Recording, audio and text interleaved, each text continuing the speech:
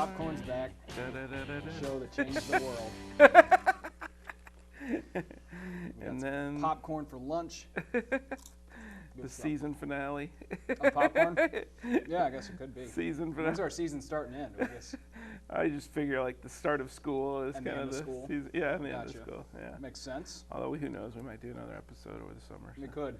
Summer season. Maybe do the summer special. Like in July. Exactly. Yeah. All right. So what's caught your attention in the culture lately? Well, we recently saw both Guardians of the Galaxy 2 and Alien Covenant, which were both good movies, I thought. Yep. So I enjoyed Guardians 2 in the IMAX and 3D. Awesome visuals. Yeah. It's one of those things where sometimes you're not sure what to be looking at, but right. It's amazing what they can do nowadays. I actually did like it a little bit better than the first one. Oh, yeah? I think you said they were tied to you, right? I think so. Yeah. But Ego, a lot of these things are things I read as, a kid and in the comics and kind of forgot about. So it was cool to see Ego there, and then I kind of went back after the movie and looked him up online, and like, oh man, I totally remember him. Yeah. The planet with the beard. And they did a scene where he looked kind of like that, and it was cool. Right, yeah. So. Yeah, I didn't remember in the comic book whether he was, I thought it was more like he was sort of neutral, I guess. Yeah, he wasn't as like, because he's so godlike, it's like, I'm not going to get involved with trying to take over worlds and stuff, but they obviously made him, well, first of all, they made him Kurt Russell. I didn't know he was ever like a guy, too. I always thought he was just I never remember him being a, like a figure, like a person. But planet with a face in it. Right. So, yeah, that was kind of cool. I didn't see it coming that he was, spoiler alert, the bad guy. He was Peter, is it Quinn or Quill? I keep getting him confused with the guy from Peter Quinn is Homeland. From Homeland, yeah. Yeah, Peter Quill is. Peter Quill. So, yeah, he was Quill's daddy-o, and they kind of, it's interesting how he just seemed like, oh, it's Kurt Russell, so he's a good guy, but we forget, did you ever see, what was that movie with Quentin Tarantino did? Death Proof? Oh, yeah. He's a bad guy in that one. Death Proof. So, yeah, that was a good one. Alien Covenant, maybe not quite as good, but still pretty watchable. I was surprised the way that, like, Prometheus, from what I understood, I liked Prometheus, but I think I'm in the minority there. I think most people didn't like it. Yeah, and then, it's hard to understand, I guess. Yeah. Exactly what. I think you're right. It's one of those movies where you'd go think about it for a while. Yeah. And then maybe you start to understand, and maybe you don't even get what he's getting at. But this one had a revelation to me that was pretty huge. I mean, spoiler alert. But that the robot David basically is the one who created the aliens. I mean, because he's sitting there engineering. Now, how is he engineering these things? That's my question. Like, he's on a dead planet. Like, he goes there. Again, if you haven't seen it, turn off. But he goes there, he kills all the people, or all the, not people, but these alien creatures on the planet. Kills them all, and then all of a sudden he's in there, like, mixing alien DNA together. How did he get the eggs to form? I mean, in the alien movies, the queen was laying all the eggs. So what's up with that? Like, oh, it's all splicing. And it's not like he's lab equipment. Maybe he did. I don't know. I mean, these people. He had all their equipment. He had all their equipment. But the thing was, too, it's like these people have spaceships and all these, they're making biological weapons, but their city looks so rudimentary. Like, it didn't look like there was any technology in it. There was no, what we would, I guess it's an alien world, maybe it's different, but nothing like we would recognize like technology. It looked like ancient Rome or something to me. Right. So I don't know. Well, yeah, and I don't even know. Like, that was the only area we saw. It was like, is that the town square, the Coliseum, or whatever? Or is it one of those things where supposedly in the future technology is going to become so advanced that it's going to disappear? Right. Like, it'll just be like I saw this one movie that sort of imagined the future 10 or 20 years from now. They would just have like little panels in cars. You could check something. Like, it would look like a normal panel, but then you could check something on it, beep, beep, beep, like a phone or something. So I don't know. As I told you, that whole scene confused the hell out of me. Yes. I totally misread it somehow. But yeah, David is quite the. So yeah, that was so weird to me that since the other movie didn't seem to be a big hit with anybody, and people were kind of just ready for, okay, go ahead, you're going to call this one Alien, so I just assumed they would have less to do with the plot from the previous. But no, they had a lot of plot from it really did. And even though Noomi Rapace, who played the Elizabeth character, she wasn't in this one. I'm not sure why they couldn't maybe it was just she couldn't do it, but they used her likeness for like pictures and Yeah. for a autopsied body or whatever the hell that was. You know, I think the alien his mad experiments. He used her as one of the Right. hosts. So David definitely had a screw loose. It's like, thanks for repairing me. Wasn't his head off at the end of the life? She put his head in a bag and they flew away. That was the end of the movie. So yeah, well, first of all, where did she find a new body? I guess his body was still on the ship because one of the big dudes, remember, knocked his head off. So she, I guess, got that body and put it Thanks back for reattaching my head. Yeah. Now I'm going to implant you with an alien and do some mad experiments. The other thing I wasn't quite sure on is like, did they explain why he stayed on that planet? Because he said he was running out of meat to perform the experiment. So I thought maybe it was sort of implied that, because they did find a part where it looked like the ship had crashed or something. Mm-hmm. So I think the notion is that maybe he had tried to leave and he hit one of those storm things and it knocked him back down, and then the ship was beyond repair or something like that. I guess. I don't know. Seems like that could have been explained a little bit better. Yeah. But once again, humans do dumb things, very dumb things in this movie. Yeah. What were you going to say, though? Well, like you were saying, I'd like to know more about the planet and the history of these creatures that created humans, supposedly, and these biological weapons that then turn into the aliens somehow. I mean, right. You know, you're right. Like we see this city, but it looks like a fairly small contained city. And then around it's just like trees and shrubs and everything. He hadn't been there for that long. I mean, what, 10 years they said or something? Something like that. Even that, I don't know. So, you know, what, these people were confined to one small city on the whole planet? I mean, did they have other cities? You know, I guess maybe that stuff spread everywhere throughout the entire planet and killed, because they said no animal life, right? Like it was just plant life and the spores that created these things. So I don't know. It was, again, just like Prometheus, a lot of kind of unanswered questions. You know, things that you think, I mean, maybe they don't explain this on purpose, or maybe they're too lazy to explain it. Yeah. I don't know. Yeah, and the other weird thing is, like, they set up these creators, like, at the end of Prometheus, it's like, let's go find our people, because they created humans too, right? Let's go find them, and this one's like, let's just kill them. Like, we don't need to know anything more about them, because we're going to make David the creator of the aliens, which is all you care. You don't care why humans were created. You just want to see how the aliens were created, I guess. And they had these weird, like, different, an alien that looked like it was out of Silent Hill or something like that kind of zombie-looking alien that stood on their hind legs a lot more. Yeah, they were, and they had a thing online, you can go look it up, but it has like what all those different things are called per movie. Like the one at the end of Prometheus is called the Deacon, the one that kind of looked like an alien, but wasn't, because its teeth were a little different. So I don't know. Again, none of that's really explained. I guess what the lesson is life. You know, you try to create life, but you can't control it, and it turns into weird things. I don't know. And maybe the idea is that he finally got like the perfect version. He finally made the aliens at the end. Like, he made those little egg things, and of course, the one thing I thought was sort of cool that I can't recall an alien movie that ended like with that bit of a down note, like the bad guys win kind of thing. Yeah. Because they always they put the characters through hell in these movies, and then it's like, okay, we're down to just like one person or two people or three, and they're gonna survive. They're gonna go on until they're terrorized in the next movie. Until they get to where they're going, and then I guess he's gonna. Yeah, but in this one, it's like take all the survivors in the ship and impregnate them with aliens. It really looks like David's in control and could just turn everybody into experiments. Although, I guess you could just say, well, it looks bad. It's more like maybe see the cliffhanger, because they can just go right on and make a second one if this one's a hit. So I had read somebody compared this to like The Force Awakens, and that they sort of did a little remix of some of the past Aliens, but all of Aliens movies they're similar in a lot of ways. Yeah, they're all going somewhere. I thought there was some links to both the first movie and maybe the second movie too. I don't know. Anyway, recommended. It's worth seeing on the big screen. I do wish, eternal complaint with so many of these movies, just let me see more of the action. You don't have to put it in slow-mo. Sometimes it's like Michael Bay has to do that in Transformers, make sure you can see who's punching who. But you can either light the scene a little bit more or not cut it together so quickly so that I can't quite tell.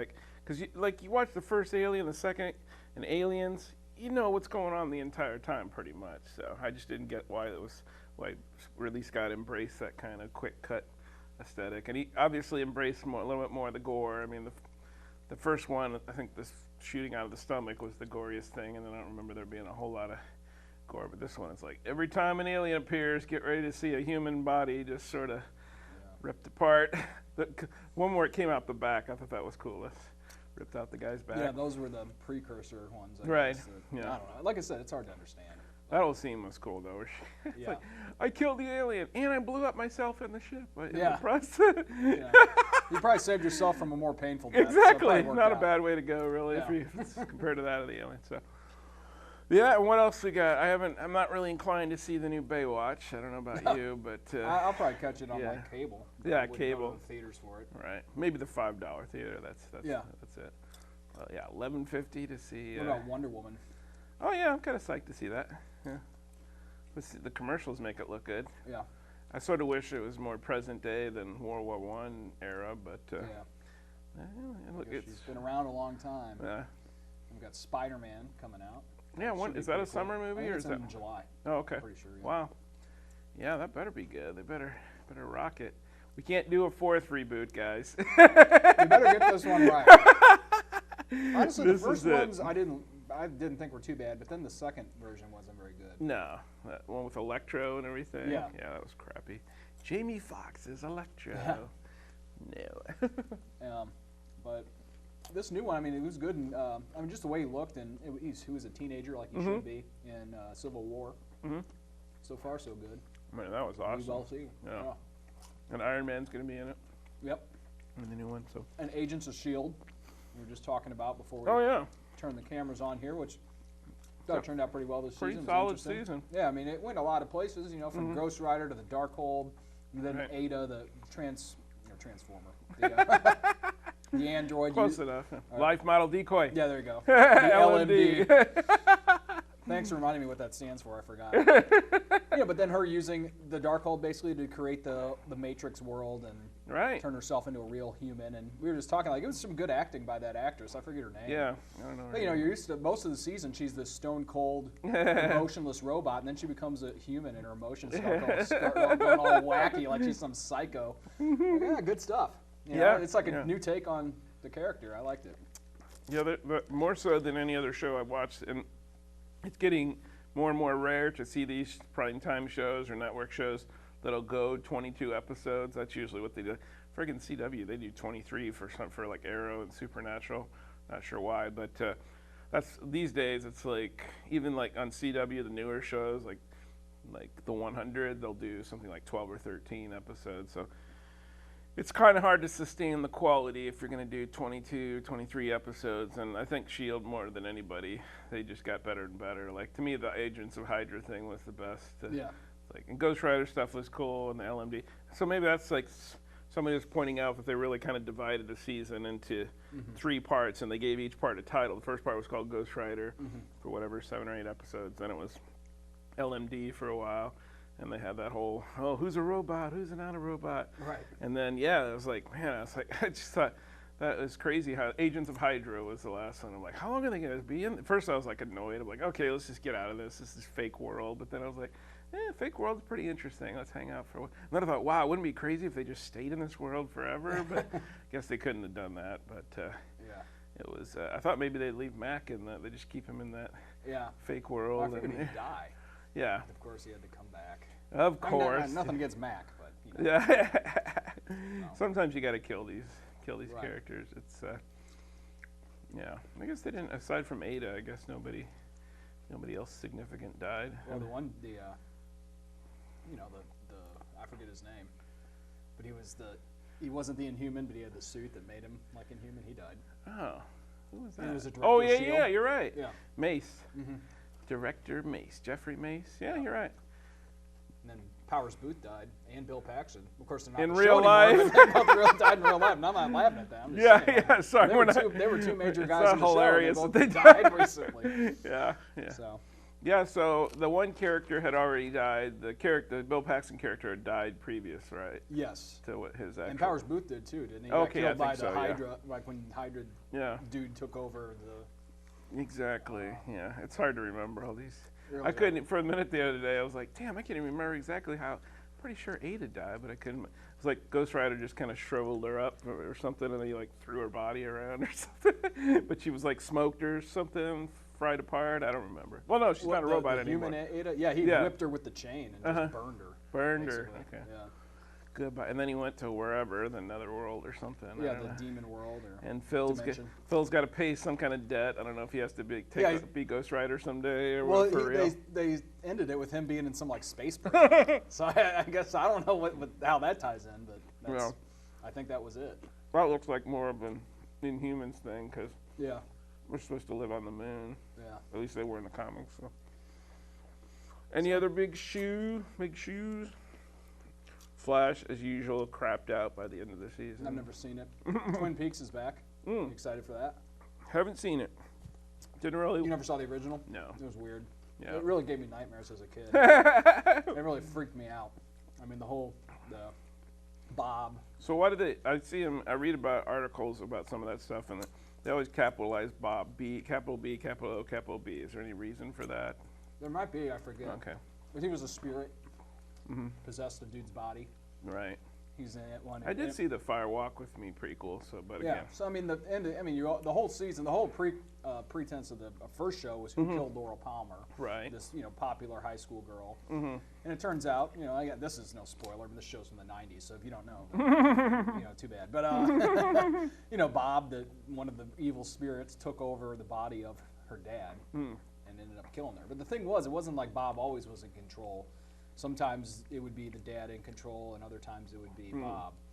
And the scene where he murders, and the girl who played Laura Palmer was dead right off the bat, but she also played another character in the show, like her cousin or something. Right, yeah. And there's a scene where he murders her, and it's intense. Like the cousin too? Yeah, he kills her, and it's like he's, you see him like putting on gloves, because I think that's the scene where it revealed that he was Bob. And so there was that revelation, I think, and then he, ends like puts on these plastic gloves and it's like beating her in this in the living room. Wow. And part of it's like him like crying and beating her, and then it flashes to Bob. And whenever Bob takes over, like this spotlight appears on his body and it turns into Bob. Wow. It's freaky, man. So I recorded it. I haven't seen the new 2-hour premiere yet. I'm gonna watch it, but I think it might bring up some bad memories.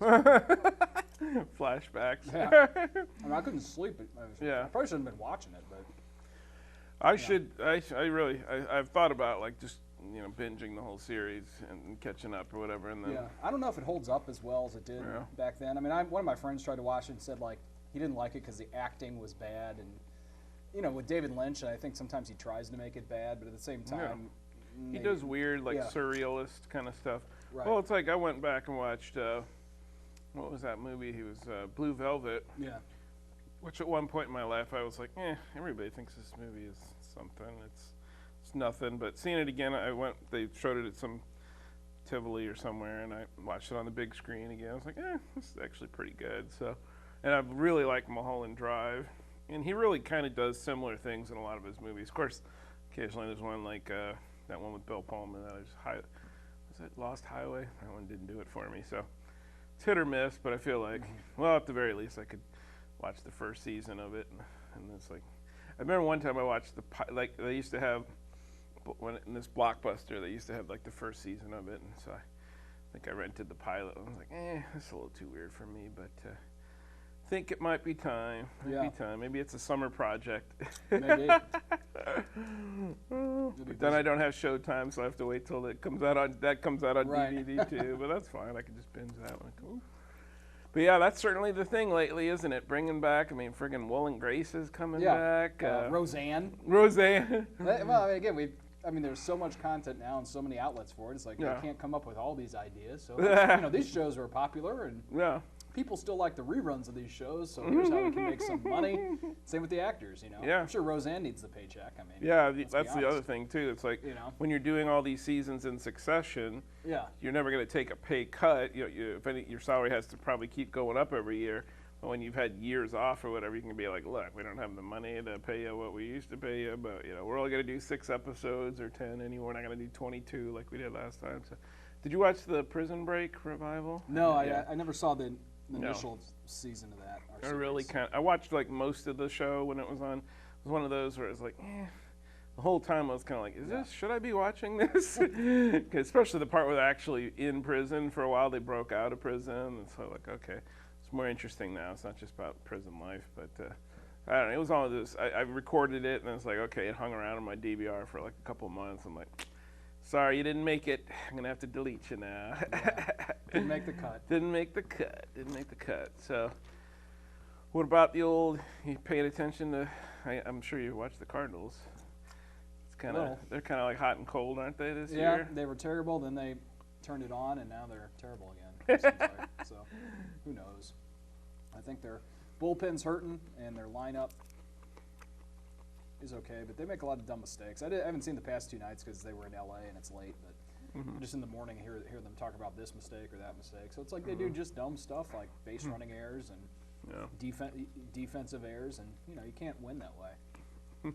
So, what about the NBA? Are you into that at all? Nah. I normally try to watch a little bit of the finals, but it's hard to get into for me at least up until then. Yeah. But it'll probably be Cleveland and Golden State again, right? So that should be a good series. I'll watch it. Yeah. Because then you got LeBron, who's awesome, and you got Steph Curry, and they also have Kevin Durant now, which is pretty good. So that should be. That's my NBA analysis. Name which players play for which teams and the biggest players. That's all. Well, it's sort of funny. I guess the Celtics lost one game by such a ridiculous amount. It was. Yeah. Was it 30? I'm surprised they made it that far. The one thing I think is really weird, I mean, and this is because of a trade, but the Celtics are in the Eastern Conference Finals and they have the #1 pick in the draft. I mean, how often do you do that? Like, the team's made it almost as far as you can make it in the playoffs, and they also get the #1 pick. How does that work exactly? Do you know? Because they made a trade with Brooklyn, I think, and got their pick or something like that. There you go. No, and they won the lottery. They have a lottery in the NBA. So it isn't like in baseball or football where the worst team gets the first pick automatically. They get like more chances in the lottery. Okay. And like the NHL does the same thing, and I think that, who was it? The really worst team didn't get the first pick. And they got like the 6th or 7th pick. Like, I would say just do it. Do it that way. If you're the worst team last year, you get the first pick in the draft. I mean, I'm sure there's a rationale as to why they don't do it that way, but then stupid things like this can happen. Where the only rationale I could see is if they don't want people to throw games. Tank, which could happen. I guess in the NBA especially. But I don't know. Who knows? Who knows? So, is there any incentive at all to tank in the NBA? I don't know. I mean, maybe you get, and I don't know the details. So, my speculation would be you probably get better chances in the lottery. Like they might think throw that's more, what it is. More, of your name in the hat. I think I heard that. Yeah, that somehow how it works. So. But still, no guarantee though. No guarantee. But if you're sucking already and you're not going to make the finals, then we're just like, well, even if it's not a guarantee, we'll increase our odds. Yeah, I guess so. By sucking. Let's tank it. Tank it. Just like we tanked this show. We did it again. Every time. Oh, well, we should, I guess, set up our movie. Yeah, movie time. That's why we're here. Yeah, that is why we're here. So we got a movie called The Brain Machine. Seems like the machine is meant to know your deepest, darkest secrets. And then you freak out when you... It's like they tell you at the beginning, we're going to learn the truth, or we're going to reveal everything, so you can't hide anything. And then people still try to hide stuff, but the brain machine reveals all. And we got Roscoe P. Coltrane as our main guy. Is it James Best? I think, you could sort of see him. I loved that show as a kid. Yeah, me too. Now you probably can't watch it anymore because the Confederate flag was We're taking that at the dead of night. We're going to take it off the air so people don't riot. Oh yeah, well as a kid I didn't even know what that meant. No, I just like cars. I'm jumping over hills. Exactly. And them getting in the window. Just a good cool. old boy. Yeah. Yeah, that whole sliding in the window thing was pretty cool. You ever seen the Family Guy where he tells Brian to do it and the window's closed? No. And like Peter's in the car and like Brian deals to do it and slams his head and just like falls down on the ground and Peter's like, "Wake up, sleepyhead." Oh, terrible. Yeah, terrible. Also terrible is this movie, but if you're just that bored, then stick around. It's The Brain Machine. Let's do it. Let's do it.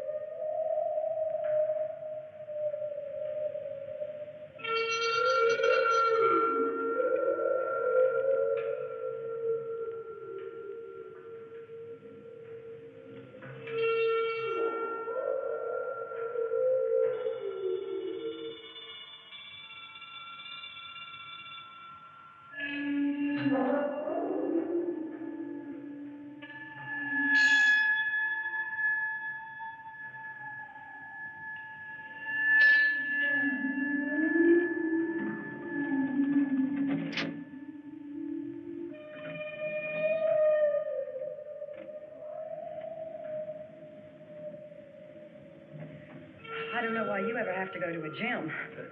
I don't have to go. You see, there are exactly 128 steps to the underground lab, and up and down twice a day would equal to jogging about 2 miles, I guess. Exclude Sundays and holidays, that would be exactly... Don't tell me. I've had more truth than I can manage lately. What do you mean, the additions to the program? Yes. I didn't ask for those additions. Well, who did? Roth, I suppose. Well, what's on the menu for today? The 4 subjects. Roth's finally made his decision.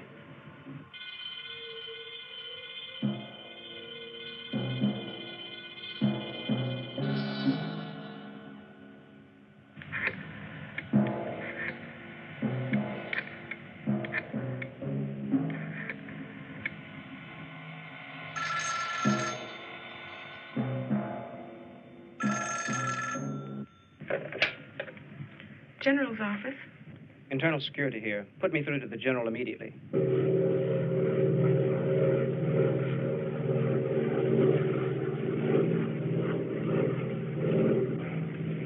Yes? Let's go to scramble, sir. Go ahead. What's the trouble? Someone has broken into the top secret files. Do you know what's missing? 2 things, sir.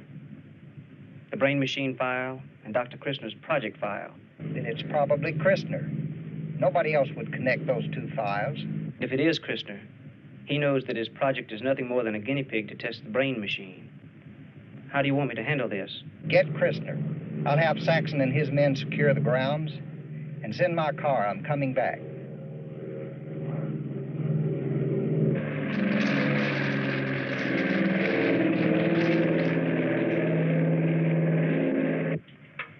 We've got all this truth business programmed and punishment for the subjects if they tell a lie, but how are we going to know if they tell the truth?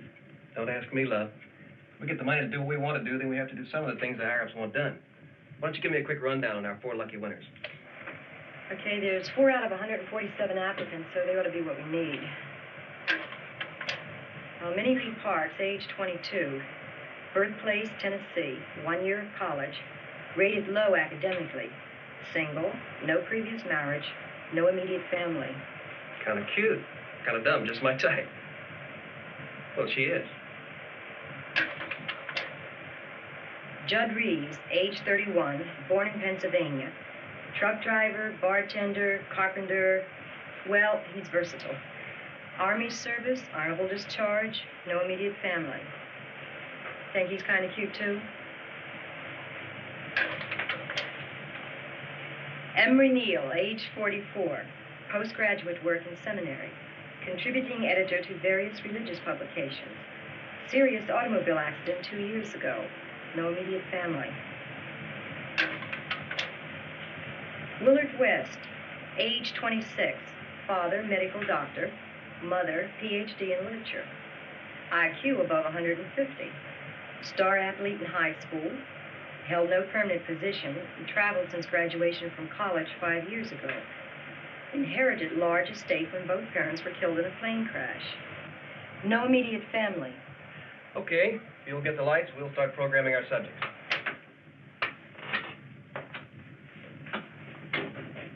What's all that about? Dr. Christner.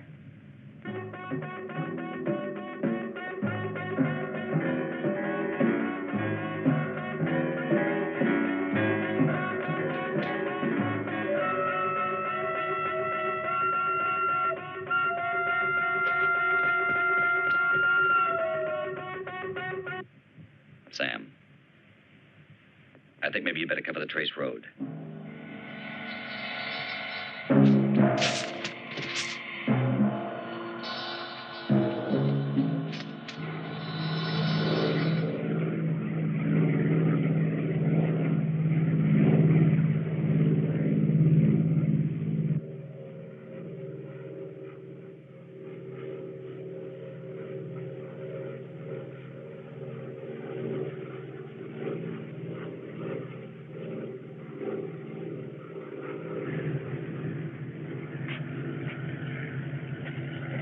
Here he comes.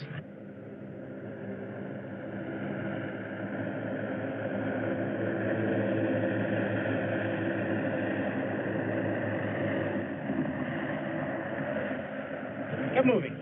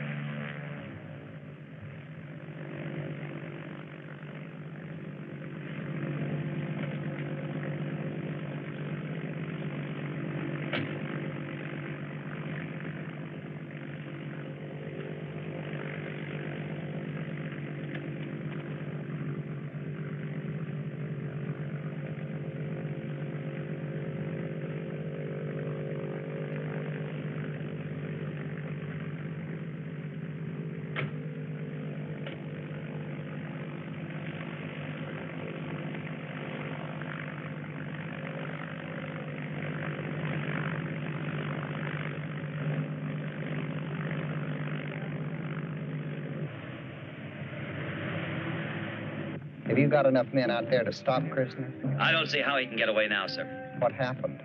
Must have discovered our plans for his project. That's all I can figure. Saxon, get those files. I don't care what it takes. Yes, sir. Mobile 3 out. Scientist on the run. Looks like Fez.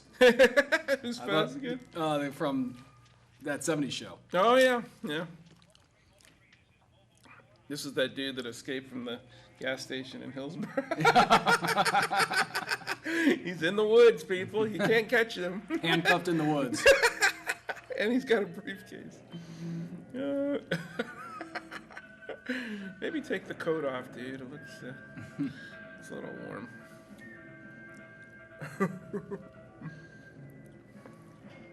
Oh, yeah. Oh. Take him down.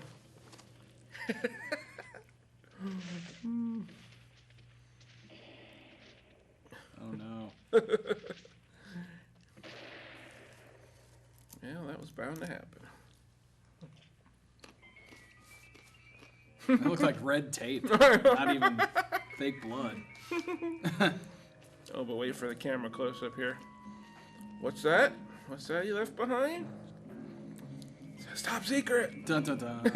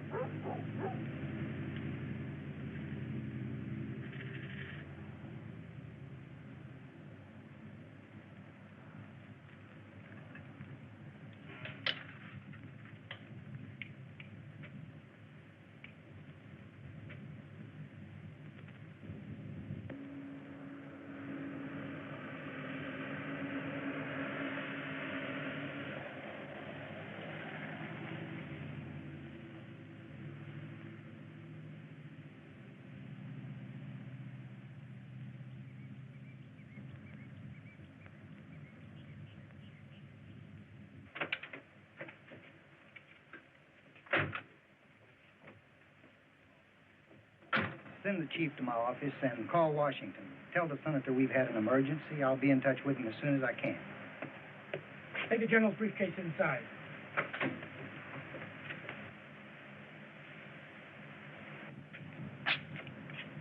Yes, sir? The general wants the chief. Reports on the double in his office.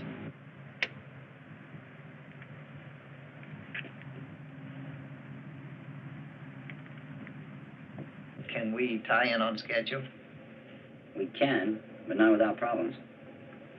What problems? Failsafe. It's a specially designed system. We can't bypass it. There's no problem if it's not activated. But if it is activated, the computers take complete control of both projects, the E-Box and CIC. In my opinion, sir, that's a very big risk.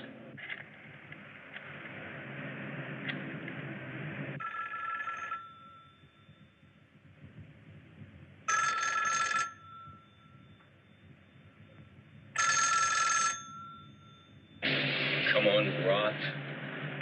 Come on.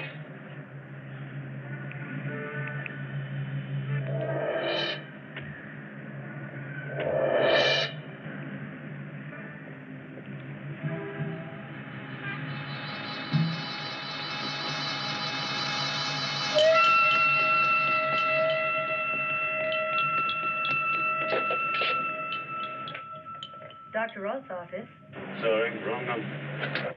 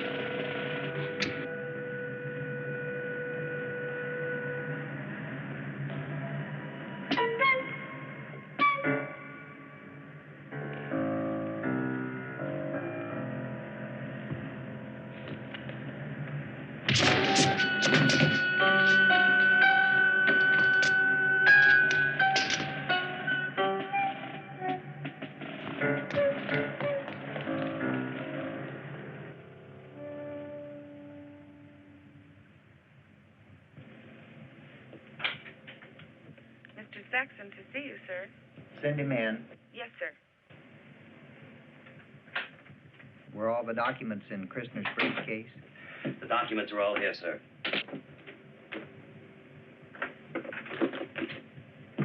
Now, what about Dr. Christner? I've already got the right team on Christner. They'll take care of him.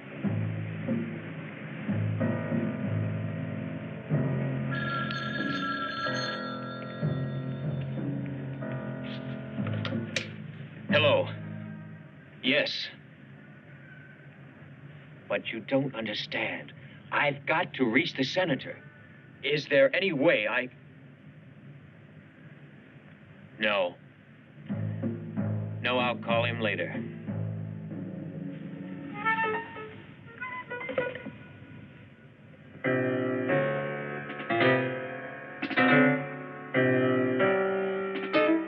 My secretary received a phone call. Christner was trying to reach me. Christner tried to reach you. When? This morning. Do you know where he is?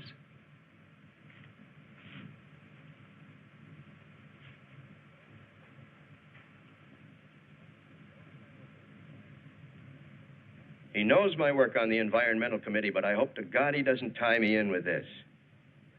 Frankly, I'm concerned now with whether we should stop the brain machine tests. No, we shouldn't stop anything, Senator. We're changing to our standby project, Dr. Roth. Well, do you think Roth suspects anything? No, he thinks his project was set up by the Environmental Committee. Then he doesn't tie you in any way. Will this change mean you'll need more funds?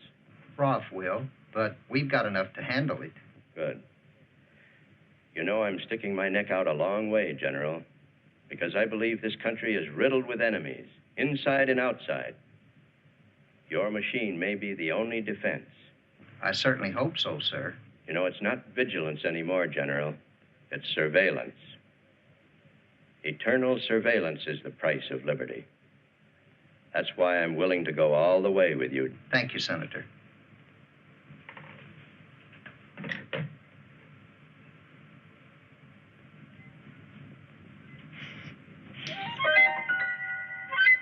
Dear Senator,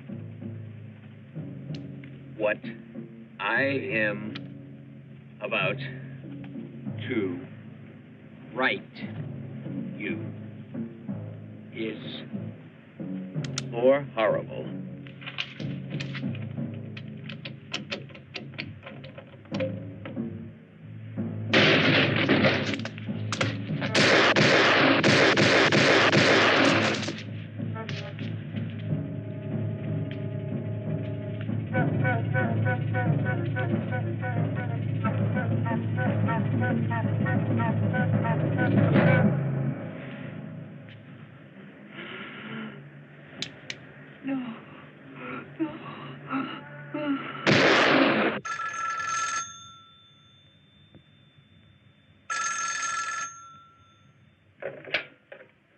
General's office.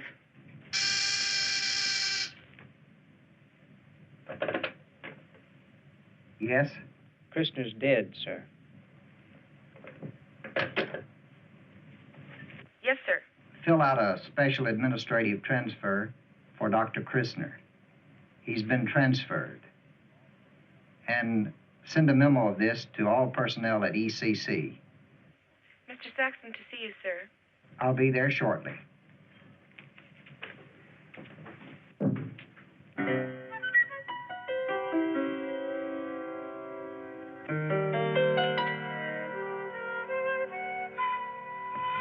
This matter is closed. You take care of this. We simply can't go with this project, sir. The subjects are all wrong for us. They're totally programmed for environmental research. You said yourself that it was dangerous. Otherwise, we would never have selected Christner's project. We're going with Roth. Oh, but that's impossible, sir. It won't work. Make it work.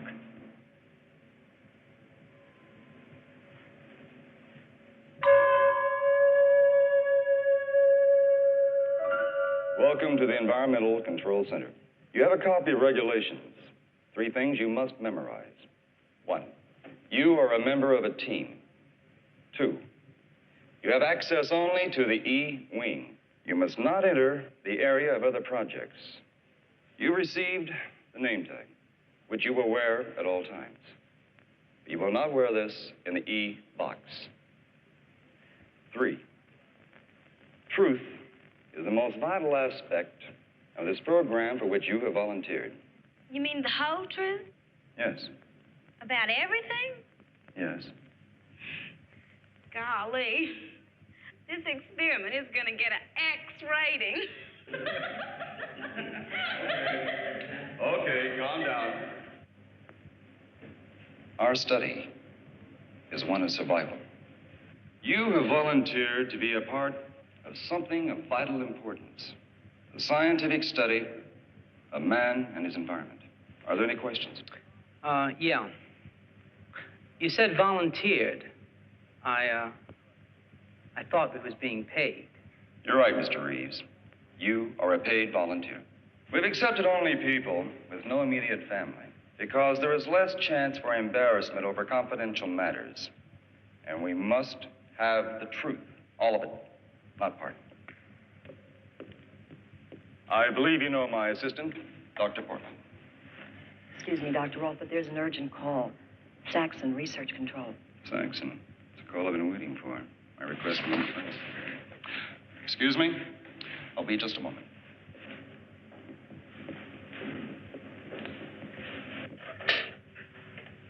Saxon.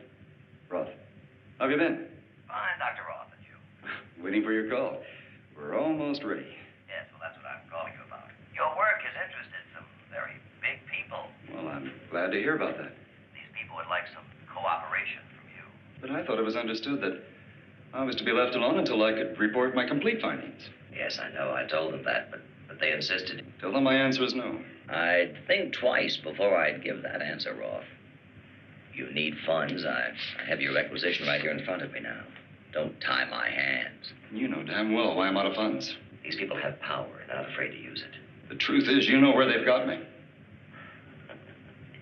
You said it, I didn't.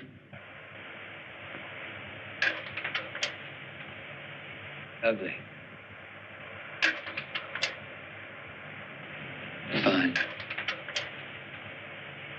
Music. Woman.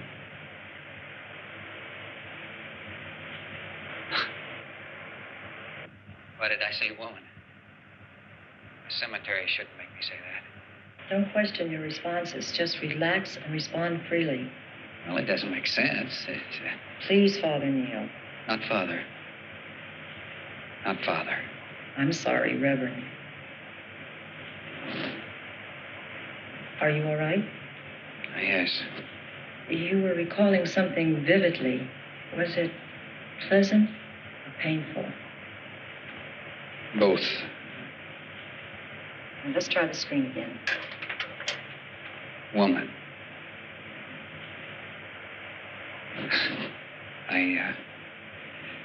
I thought it. I tried not to say it, and I'm going to let Dr. Roth take over at this point. I just want to see what he thinks.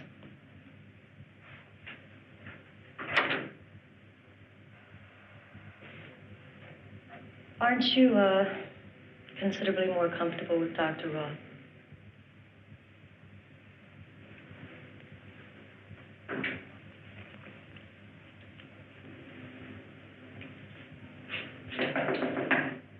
Where is Roth? What? Where is Roth?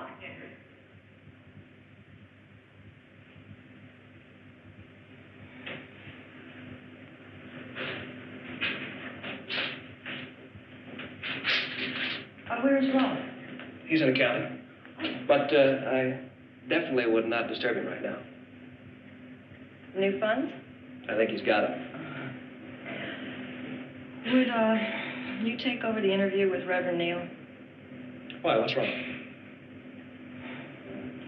He's uptight about something. We've really selected some strange subjects.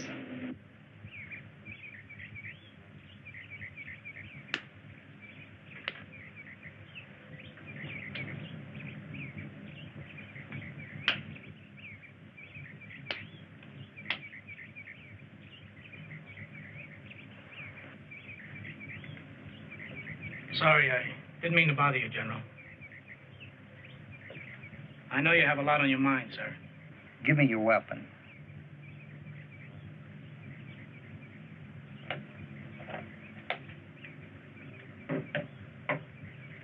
If you wanted to protect yourself, which weapon would you choose?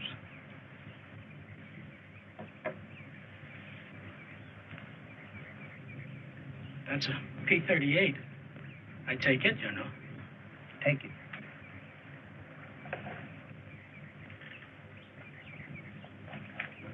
Now take a closer look at this. A very clever bugging device. Testing 1, 2, 3.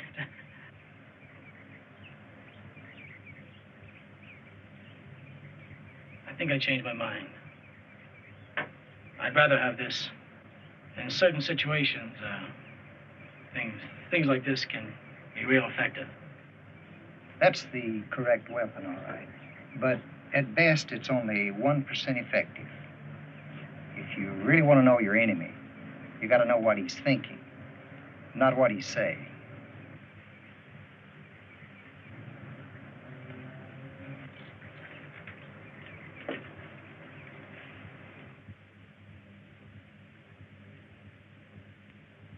If I could hear the music I heard when I was young, I wouldn't be out of step. Are you quoting someone? Yes. Who? Myself. One of my sermons. You feel you're out of step? Yes. Is it here or everywhere? If it's myself, then it's everywhere. Are you trying to get back?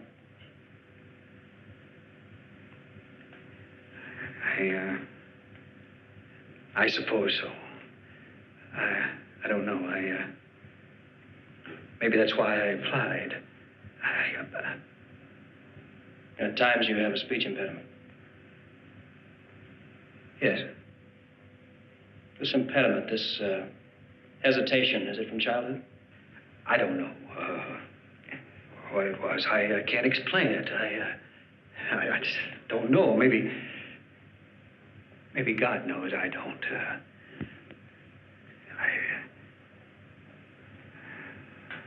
Doctor, I don't think I'd better go on with this. I don't think I'm a good subject. I thought that it was going to be different. I'm not a good subject. On the contrary, you're excellent, not perfect. Right.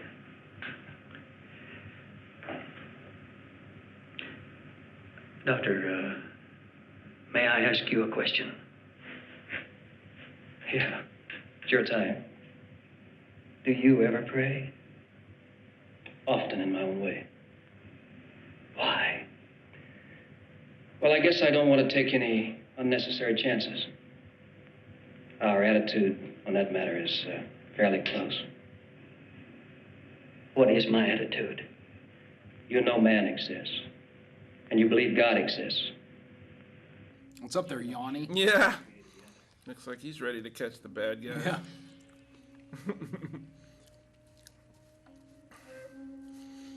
Roscoe sleeps silently. Andy Sipowicz also sleeps silently. They're sleeping very silently for being incarcerated. I know. Well, they're volunteer. Yeah. Not the best quarters. Uh-oh. What's this guy doing? Very color coordinated.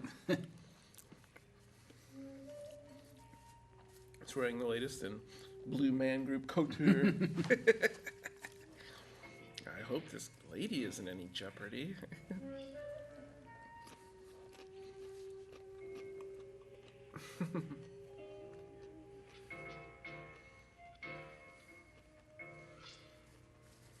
Blue suede shoes, it looks like. Close enough. Yeah. Very quiet. Best for when you're going to sneak in and undo a lady's blouse. This is... I am very uncomfortable right now.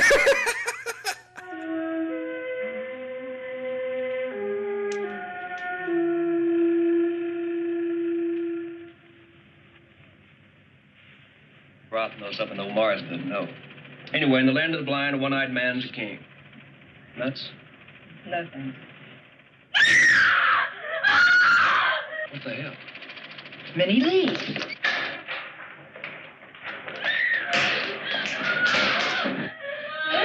What's wrong, Minnie Lee? What happened? Someone was here in my room. He was trying to feel.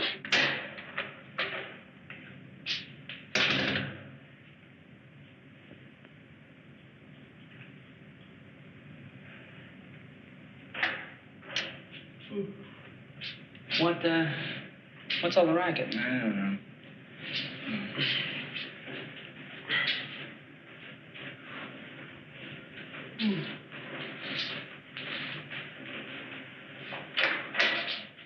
What is it? I thought I heard someone screaming. I heard something. I want to lock on my door. I want to lock. Okay, dear. But you go back to sleep now.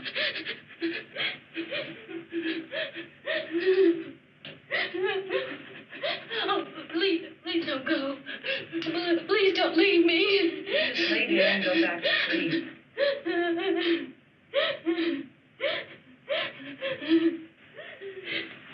Don't wake up, Dr. Roth. She's had a nightmare, that's all. I understand.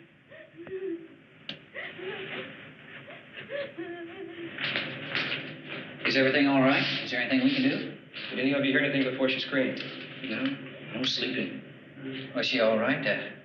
Maybe there's something I could do to help. No, Dr. Portland's with her right now. She just had a nightmare, that's all. You gentlemen can go back to sleep. It's nothing. Good night. Good night.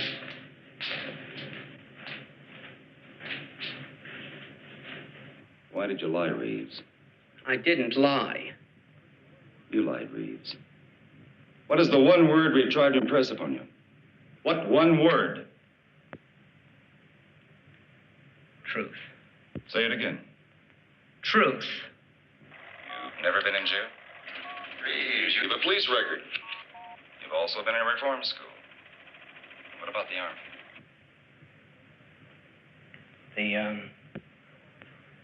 The Army? You were a troublemaker there, too. What do you think? We are incompetent? You don't think we check things out? The truth, Reeves. Absolute accuracy. One lie can cause us a lot of trouble. Look, I didn't lie exactly. I was put inside a jail. But when I said I was never in jail, it was because I didn't do nothing. I was innocent. Have you ever been booked for theft? I never stole nothing in my life. But food. And that's not stealing if you're hungry enough. You're dismissed from the project. You gotta let me do this. Please. What you may have done in your life is of no great matter to us. The truth is everything. Everything. Now, do you completely understand this? Yeah. Are you pleased? Well, I'm satisfied, but old Roth isn't. Well, it's not a change of D-Day. No, not necessarily. It just means we're going to go through every checkpoint and every phase again. What's bothering him? Everything. That's impossible. This place gives me the all-overs. Doctor's running around like a chicken with its head cut off. And last night, I know I wasn't dreaming. And these guards, they make me think of tombstones. It's like we were gonna be buried or something. Not like we were. As if we were. A like is never followed by a complete predication. You better not let me in your room alone.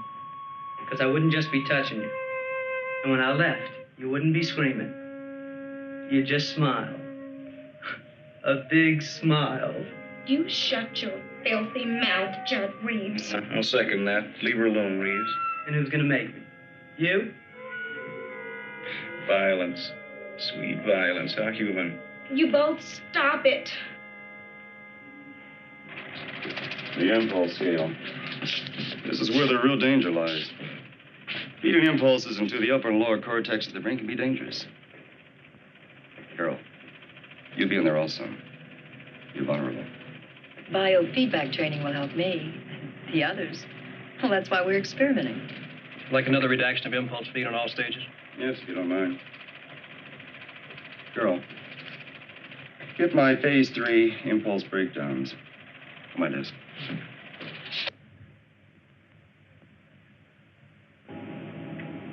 Yes, sir. Are we ready to test the first patch in? We need more time, sir. I'm still worried about the fail-safe circuits. We can try it if you say so. Then try it.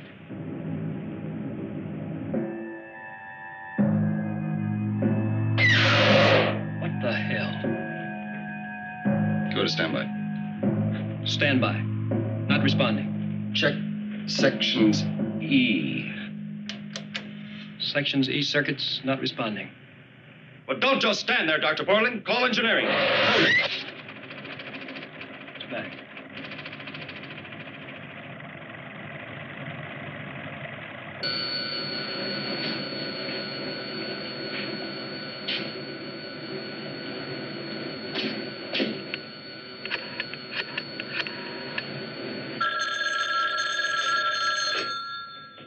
Dr. Roth's office. This is Williams. Engineer.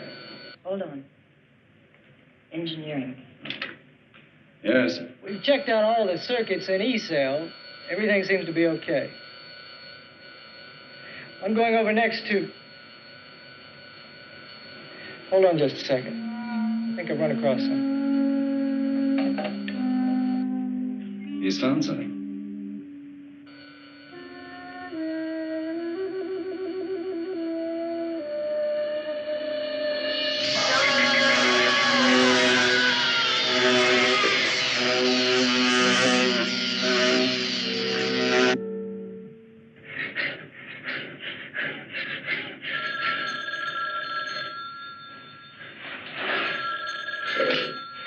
Yeah?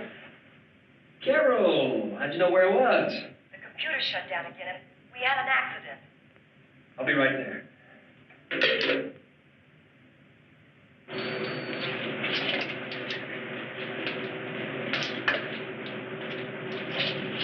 What happened? An accident.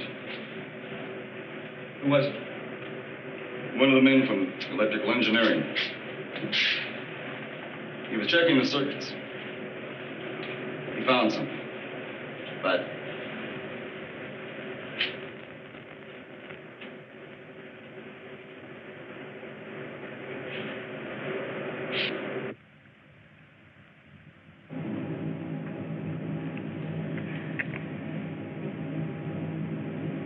You blew it. We blew it.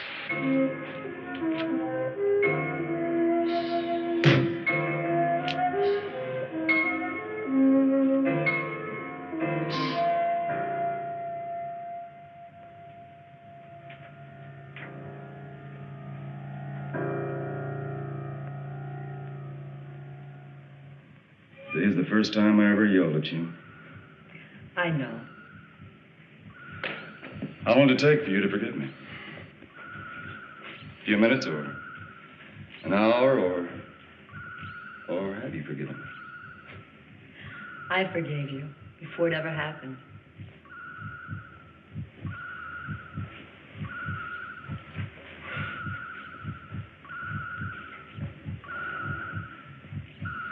You're wonderful. Your work, you.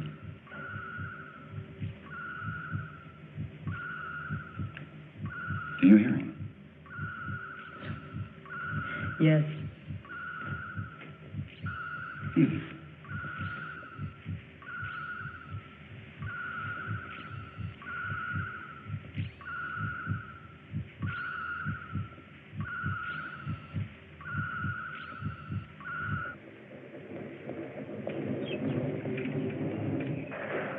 Do you like trees? Woods? No, I don't know. Yeah, I guess so. I mean, I'm not in love with them. Not like my father. My father really loved trees. He liked the woods, the shadows, walking. First thing I clearly remember is a tree. It was enormous. And my father was leaning back against it. His eyes were closed. Geez, I was like 4. What kind of tree? I don't remember. I don't remember anything about it except the trunk, how big it was. The bark was smooth like a poplar. It was too dark for a poplar. He'd given me a knife, and I remember opening it, but I didn't cut on that tree. I just stood there and thought about how long it would take me to cut it down with that knife. I clearly remember thinking that, Did you, get along well with your parents? Oh, my parents left me alone. I mean, when I wrote poetry, my mother didn't sneak around and read it. When I played football, my father didn't keep bragging to the world how good I was. Were you good at either one? Sure, sometimes I was good at both. Do you know anything about the brain? Nope. Your brain has the strongest impulses of any subject we've tested. Is that good or bad? Either one. Nature doesn't make moral judgments. It simply balances the books, I think. We're losing it. The computers are overriding us. Emergency. Emergency. All sections. About your father.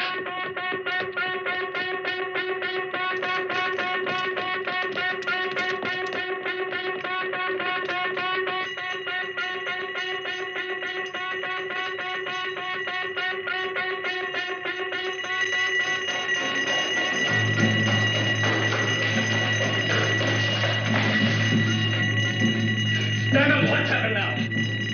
We're dead. Quit. I've lost total power twice. Why? Roth, I don't know. Could be anything. We're checking it out. You do that.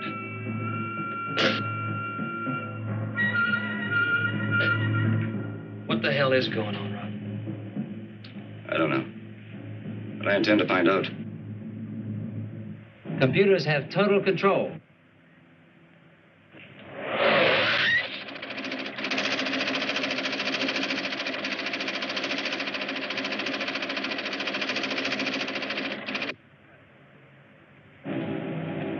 Control returning. CIC's impulse is to normal. It's up to them now. They have control.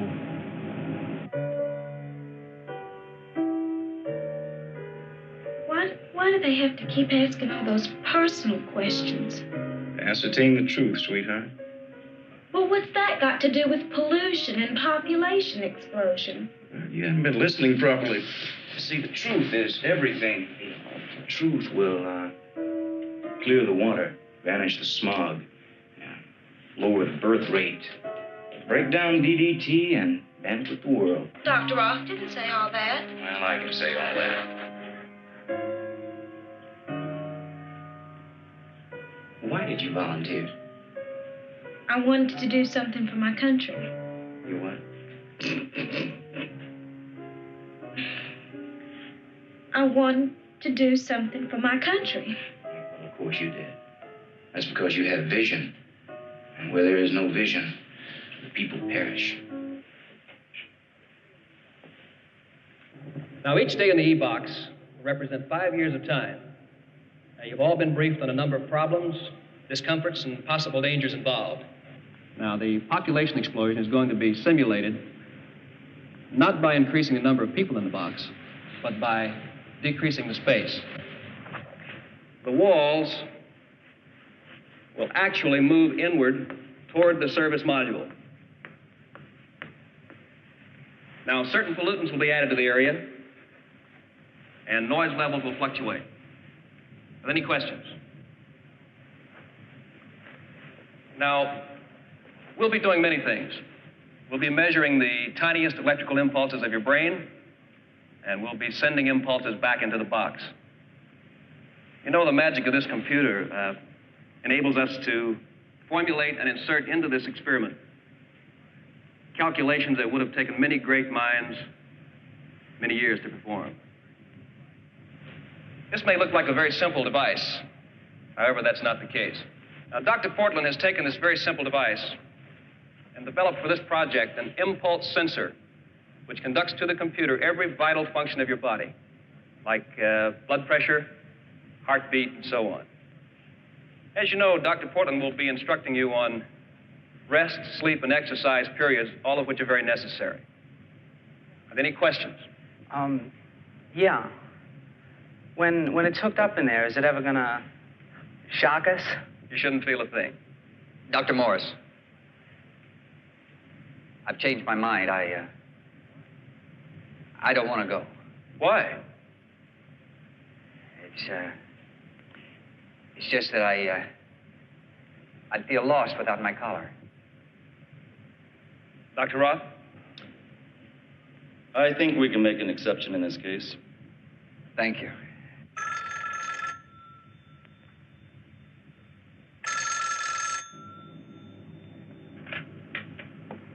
They're ready to go into the E-box, General. Good. What are my orders now, sir? Stand by. As all of you know in your briefings, this safety device is simple. In the face of any emergency, anyone can just break the glass. That's all there is to it. Simple. But I'd like to underscore in your minds that the consequences can be far-reaching. That of a major matter, this experiment will be immediately aborted. In a minor matter, that you will receive no further money. How do you feel, Rick? Much better now. Thank you.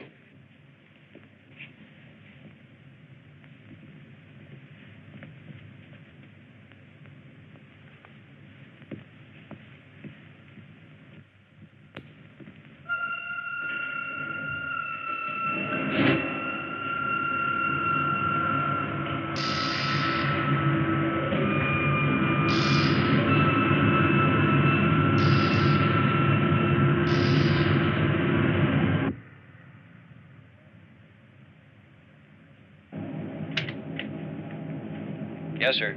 Begin stage 1 brain probe procedure. Stage 1 only. Repeat, stage 1 only. Right, sir.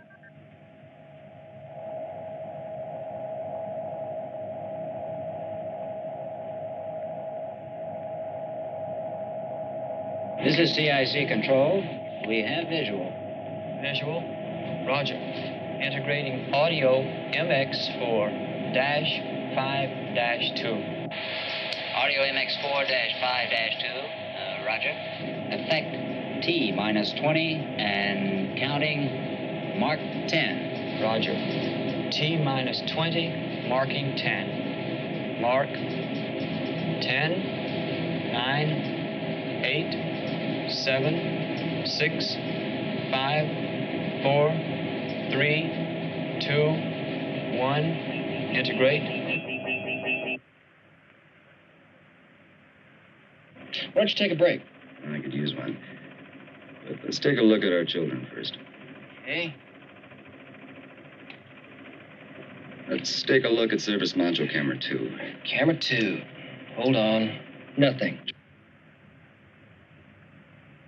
Camera 2, operational and functioning.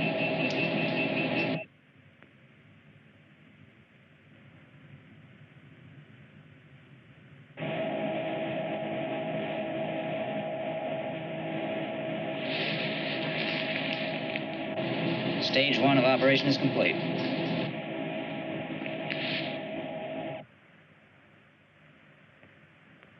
The others. Roger. Negative. I can't be.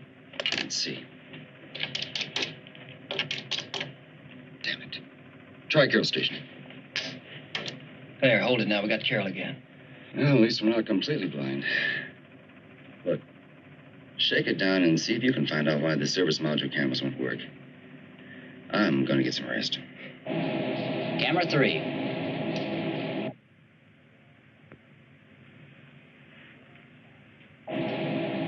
4 and 5.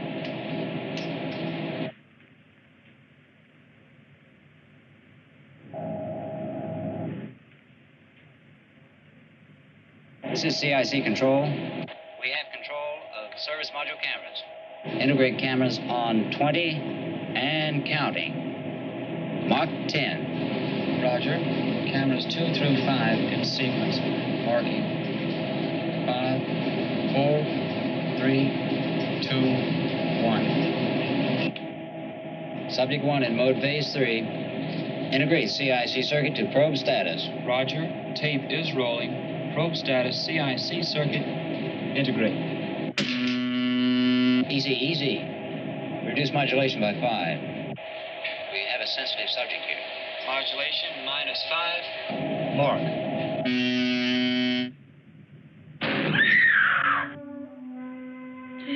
We did it.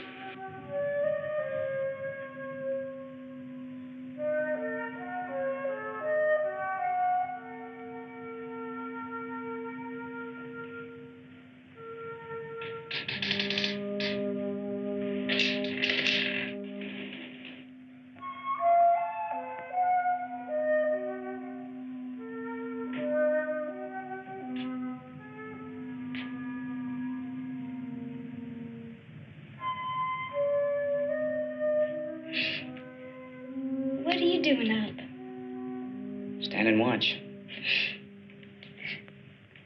I hope I didn't wake you up. No, you didn't. Anything wrong? No, I'm all right. I'm just not sleepy, I guess. I was thinking About me? about my granddaddy.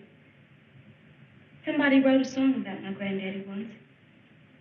It was a ballad, and it told a story about this man who was poor. And he made a lot of money selling burial insurance. And he bought this mortuary and a pair of alligator shoes. And he'd go downtown and he'd meet these people who put him down like the banker. And he'd say, "Our business bankers are mighty and high. We have a good probe. Never let him die. Audio visual clear.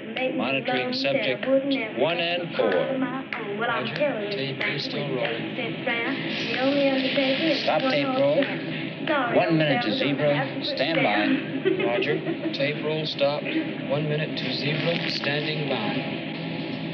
Stand by. Service module camera 3. Roger. Camera 3.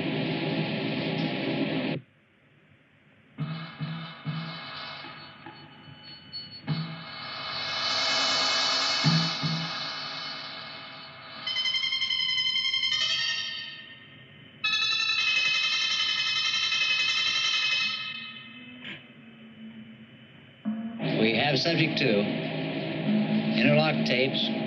Integrate CIC probe status. Mark 10. And counting. 10 and counting. 5, 4, 3, 2, 1. Mark and integrate.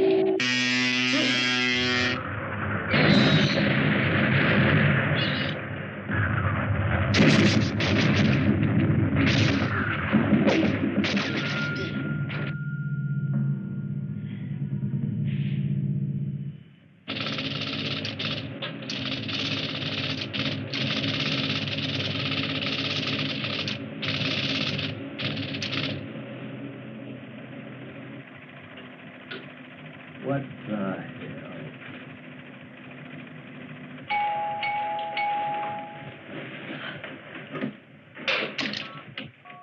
Yes. Portland. It's a computer. I don't quite understand it. It's, Ron's sleeping, and if it isn't too important, I'd rather not wake him. Well, go on. What is it? Well, the computer's kicked out a question here on subject number 1, CIC NSC 25. It's a question of previous marriage, true or false. What do you make of it? Minnie Lee, our programming. She's number 1. Possibly impulse receiving. Let's ask her. Whatever you say. Should I get Ron? No, you can follow it through. Seems routine to me. Here she is now. Did I do something? No, Minnie Lee, just routine. Dr. Morse would like to ask you a question from the computer. Do you mind? I guess not. Minnie Lee, this is Dr. Morris. Were you ever married? No, Dr. Morris. I told you that before. I was never married.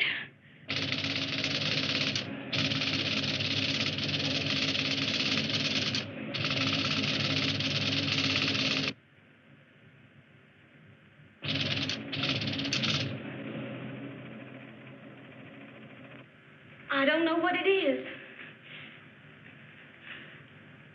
I don't know what I said to cause any trouble. I've never been married.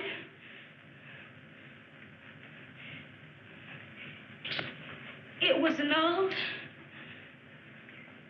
I told you the truth. I've never been married. When something is annulled, it's like it ain't never happened before. My daddy said when the marriage. That's what my daddy said. And he was hurt worse than anybody. And I don't like you saying I've told lies and messed up everything.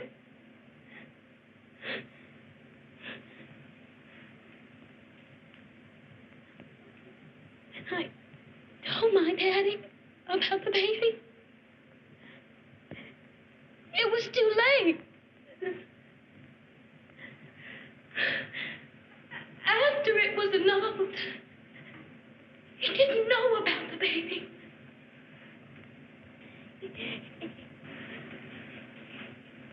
He wouldn't have had it annulled.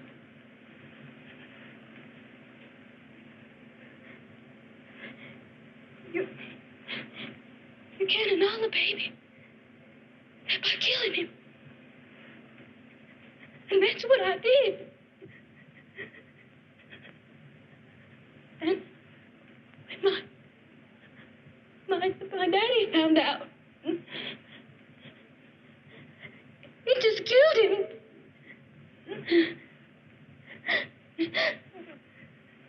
Don't you see? I killed my baby. And my daddy, too.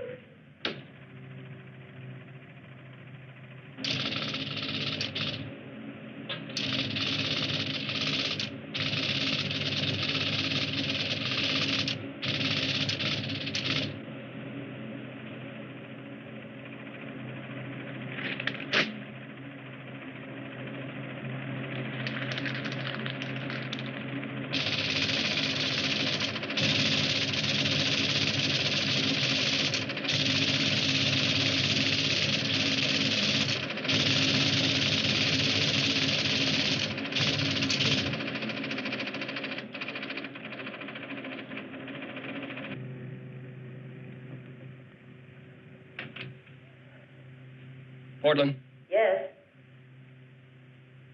we got another one. Judd Reeves. Who the hell do you think you are, man? Morris? What is this, your version of Truth or Consequences? I assure you, Mr. West, that this is in line with the program. Dr. Morse is just following questions from the computer. What do you mean calling me a liar? Judd. Listen, if you're trying to brainwash me, man, you're crazy. They tried that in the Army, and they couldn't beat nothing out of me. Judd. Merriman was killed.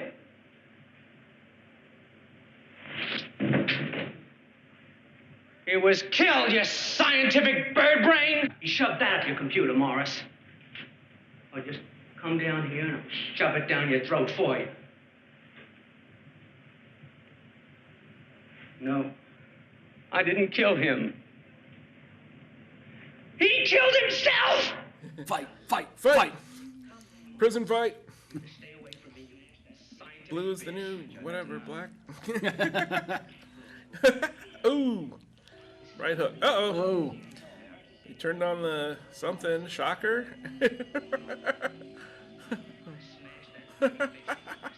Stop playing the Bieber music. You're gonna kill him. It's like jazz hands scream. Yeah.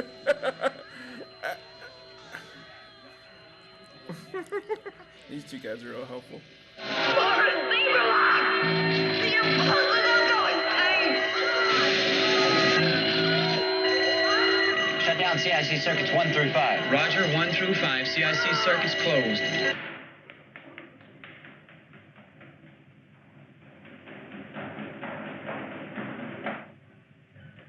Run! Run! What? What? It's out of control.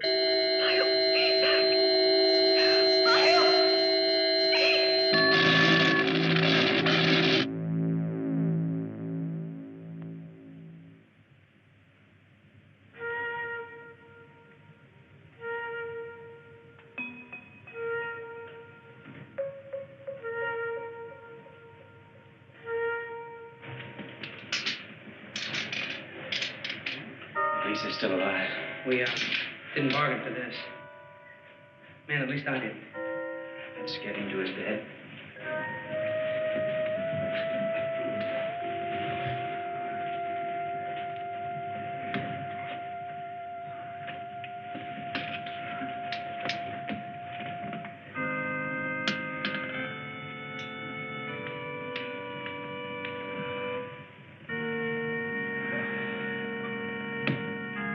Forgive me. Oh, God, forgive me. How is the oxygen? No trouble there. Impulse ending status. We have to hold the impulse. We can't take another overload like that. Redaction imprints are normal. The computer's normal. Everything's functional. Even the service module cameras are working. I don't understand. There had to be an overload somewhere. Morris, shake the computer down and see. Saxon. I wonder. I'll be right back. I've just had 5 human beings go through unnecessary hell because of some kind of malfunction. We've checked everything on our end, and with no results. Now, something is happening, and it's not us. Now, I want to know, and I want to know now. Do you understand? There is nothing I can do.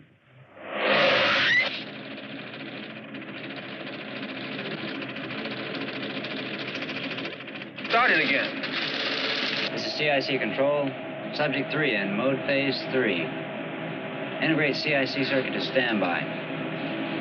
Integrate T-20 and counting. Mark.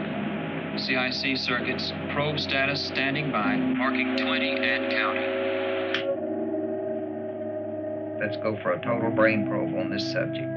Yes, sir. I'll be right down.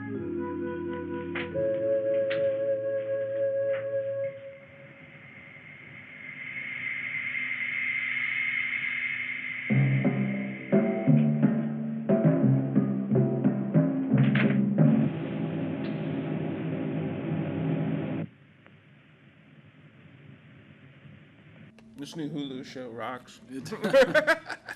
Sleeping Faces. Now on Hulu. Guys watching Sleeping Faces. Guys watching Sleeping Faces. That's right. That's this show. Right. Yeah, these guys are like proto mystery science theater. They just don't make any jokes. They just talk on their little headsets. Let's give them the juice. Uh-oh. It's time for a nightmare. Those waves mean it's hot in there.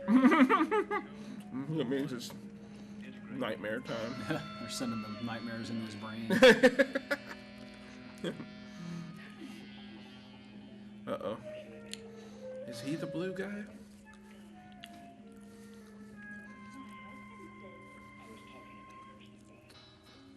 So this is like, yeah, their post-coital talk is about the existence of God.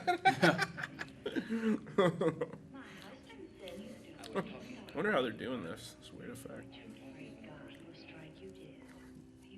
So he believes in a God, but not a personal God. Something like that.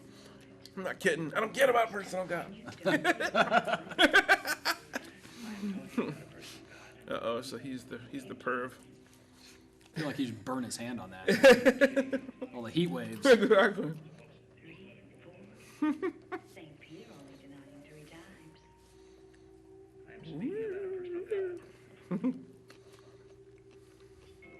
So can they not lock their doors, or is I guess not. against the rules? Yeah. I guess. Got an open door policy.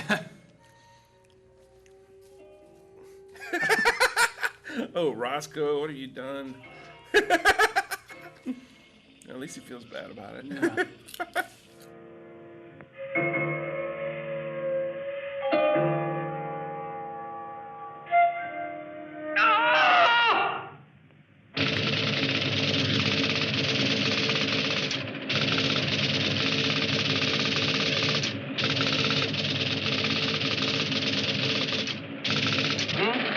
Here we go again. Okay. Now maybe we'll find out just what's going on.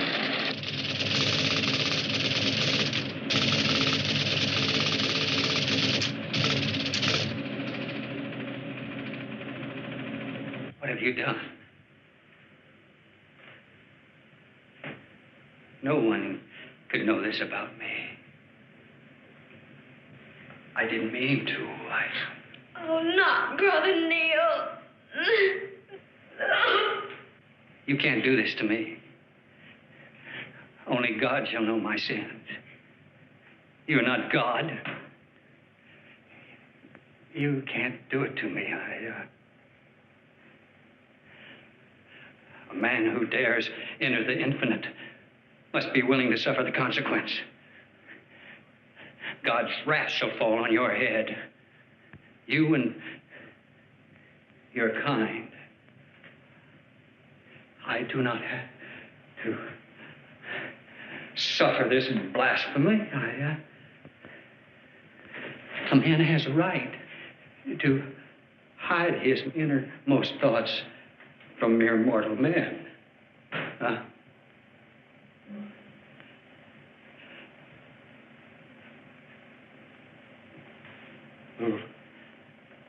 God is my witness.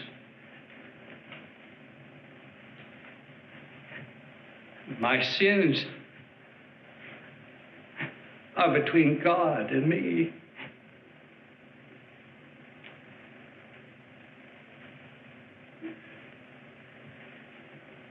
I don't have to put up with this.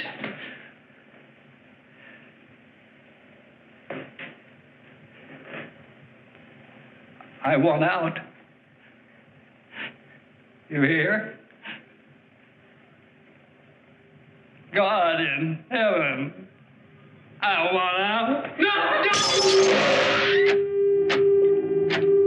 You fool! Saxon, you're killing these people.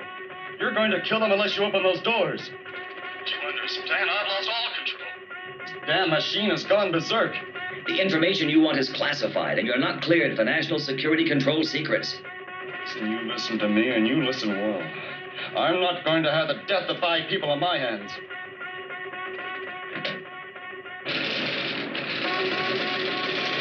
Emergency. Emergency. Should be opening. Negative. Subject has activated failsafe. Computers have total control. Failsafe? It's gotta work. Dr. Portland and I designed it. Negative readout. Failsafe not responding.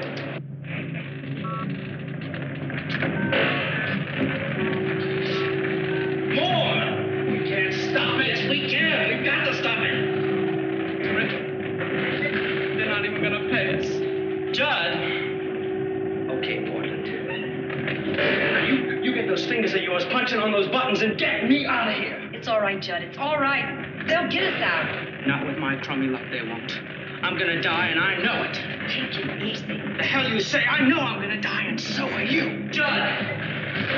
We're not gonna die. Not if we don't want to. It's that simple.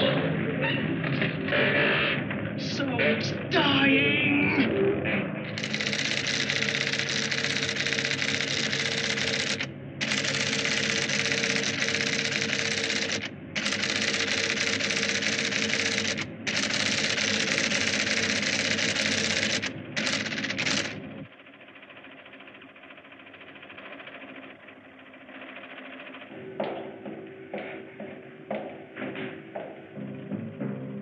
variable impulse converter.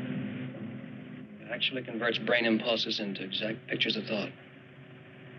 Audio and visual. Jesus. Mortality. You stupid fools. No man, no human ever believes they're going to die. That's a question of faith. That's the paradox of mankind. No one really believes they'll ever die.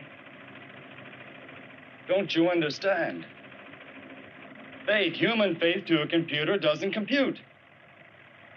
Yes. We understand that. Now, we made a mistake.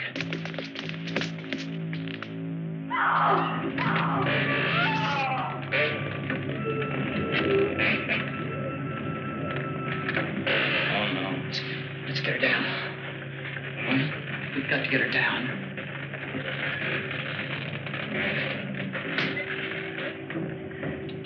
Rowan. It's Minnie Lee. She just hanged herself.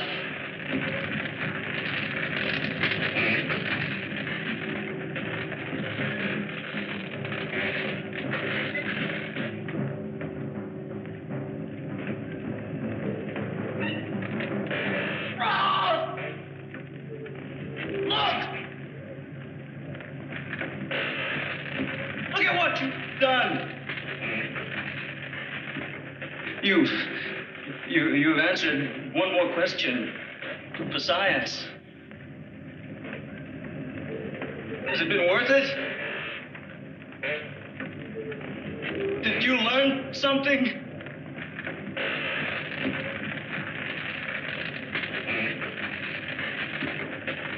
Look at your truth. Garrison here.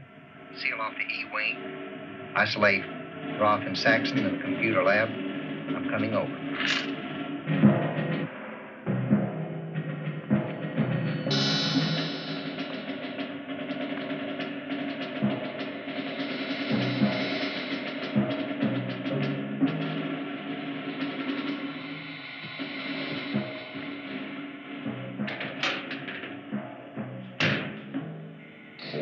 I'm sorry, sir, but you've been confined to the computer room until further notice. Those people are dying down there. But we have our orders. Orders? Get out of my way.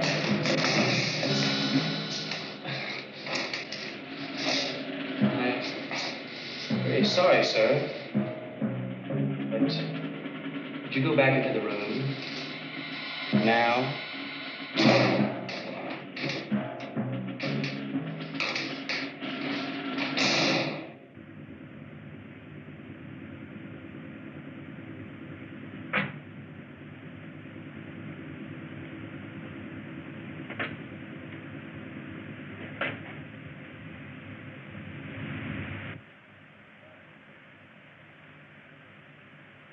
Is my shepherd. I shall not want. Jesus, cut that babbling. He maketh me lie down in green pastures. Stuff it. Stuff it, Merriman. Leadeth me beside distilled water. Roland. Don't answer me. Shut up, Merriman. He's losing it. He thinks Reverend Neal is Lieutenant Merriman. Through the valley, the shadow my of death. back since boot, boy. I will fear no evil. Do you hear me? I'll kill you! Roth, we've got to get those people out of there. We've got to stop this. We got to stop it. Thou anointest my head with oil. So funny. That's what you've been telling us, huh, Lieutenant? We're all killing machines. My cup runneth over. Well, you forgot Surely something. goodness and mercy shall follow me. We're also All the days of dying my life. machines. And I shall By dwell God. in the house of the Lord. You're gonna die first, you bastard! Forever. You're gonna die first! Die, you bastard, die! John, for God's sake! Get away from me! Get away! John!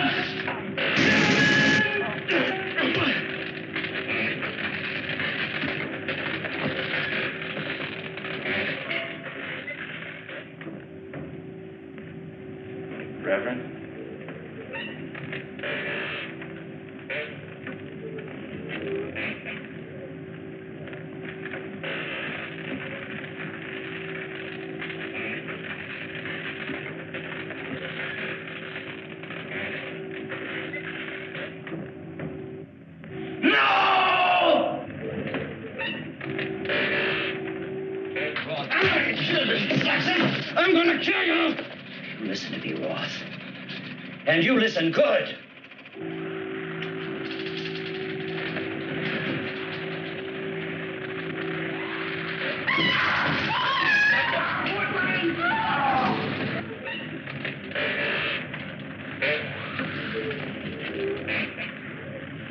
If he could break in that service module, we could get him out of there.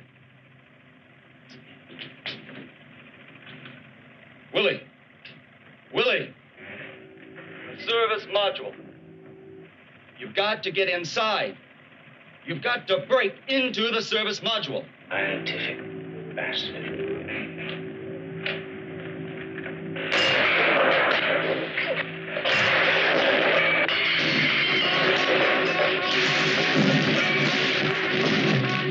Come on, let's get to the hatch. Break out that one. Let's go. I'm sorry, sir, but we have orders not to let anyone out of this room. I'm overriding those orders. But you don't have that authority. What do you mean? I'm the head of this project. I order you to let us pass. But my orders don't come from you or this project. Now don't move. Hold it, hold it. Don't anybody move.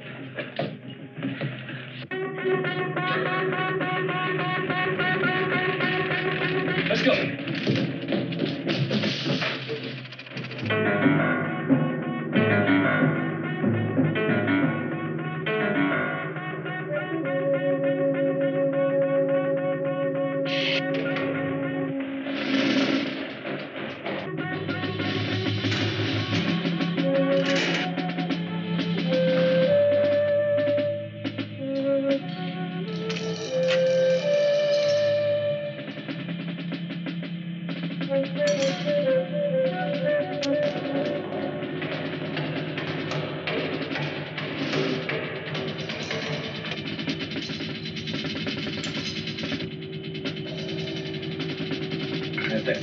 Kill me before I'll die.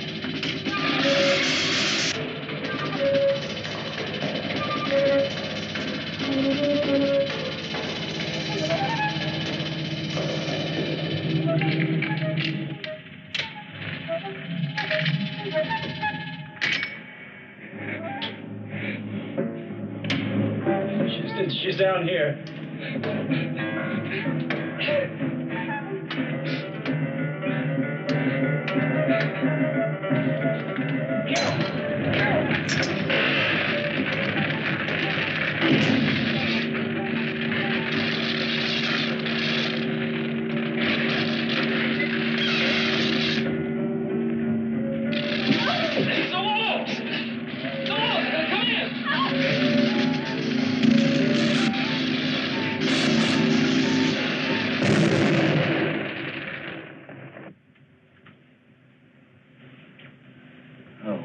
God.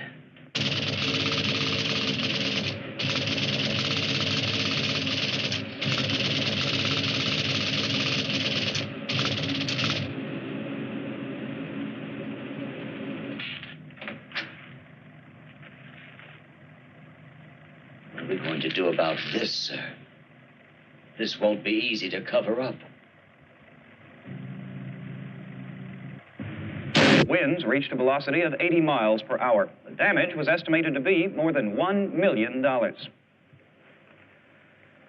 And this just in, the National Environmental Control Center reports that Dr. Roland Roth, world-famous authority on the human brain, was electrocuted, along with 6 others, when a patient broke from an experimental therapy area, ripped through a protective panel, and exposed himself and the other victims to 500,000 volts of electricity.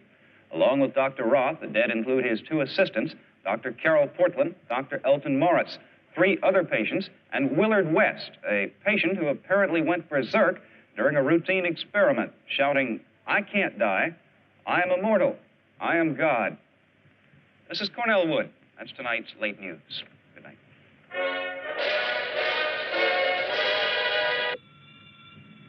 That was a good news release, General. Very effective. How did you handle Saxon? He was transferred. Oh, the machine works. That's the important thing. And this is only the beginning. But I suggest you get it out of there within the next 24 hours. It'll be out.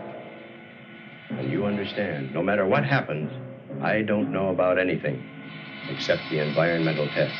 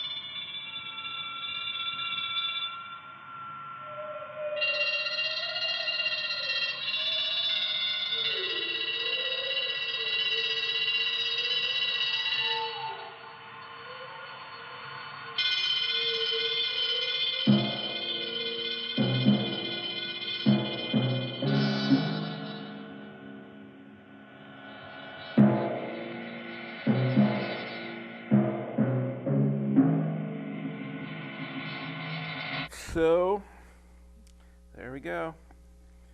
That's the end of the movie. I'm sure the brain machine will be something we'll have in real life at some point soon. One would think. I mean, all these other amazing inventions and everything. Exactly. Something that can reveal our deepest, darkest secrets. Right. That's how you can stop crime, the brain machine. You can smell crime. Yeah, that's actually the one thing that, yeah, from the movie, well, the one thing I couldn't quite figure from the movie is that, so they have this experiment, but then it's like they have these like other people watching them do the experiment, like a government, so sort of like, okay, you're doing this project, but then we got a secret government agency kind of overseeing you, spying on you. But the one thing that was like, oh, this actually makes sense. It sounds like something genius that should have been said somewhere else. The one guy says, General or somebody says, it used to be that the price of liberty or freedom was eternal vigilance. Now the price of liberty is eternal surveillance. It's like, wow, this movie kind of foresaw or whatever, sort of imagined like a NSA type thing. Like many others already have with 1984 and all that. But. Yeah, so when did he write that, Orwell? Was that total? It was before 1984. Yeah, we know that much. 1984 was far into the future, yeah. So yeah, who knows? Maybe they got it from him or something. But do you know how they surveilled everybody in that movie? No. Or that book? Yeah. Me too. I didn't even read it. So yeah, I guess that's where we're at now. Of course, the other, it's like, well, they need to invent. Sure, yeah, we can hoover up all that information, but is anybody actually sifting through it all, or that's the thing, yeah. I guess they do some algorithm to search for certain words or whatnot. Right. But, I don't know. Anyhow. Even then, it doesn't always work. And then some of it gets leaked. Yeah. They're like pissed at England's pissed at us for revealing stuff about that terrorist attack, the details of the terrorist attack. Oh, I didn't know that. Apparently, yeah. There's this. I've heard this in the news lately. This thing called the 5 points or the 5 eyes. It's like 5 countries. It's some kind of agreement. They call it the 5 Eyes Agreement or something like that. Where it's like, okay, these 5 countries, us, England, I don't know, maybe Australia, France, we agree to share all our intel on terrorism-related matters, but I guess with the caveat that don't leak it to the press. Apparently, we've been doing that. Everyone's been doing it. I know. It's the time of the leaker. It really is. There's a lot. I was just thinking, wow, it was one guy during Watergate. These days, it's like, maybe we should just narrow down who isn't the leaker. Yeah, exactly. Oh, well. Yeah, who knows? It's a crazy, crazy world. Crazy world. Well, thanks for joining us, folks. Thank you. Have a good summer. Yes. And don't forget, until next time, keep poppin', Colonel.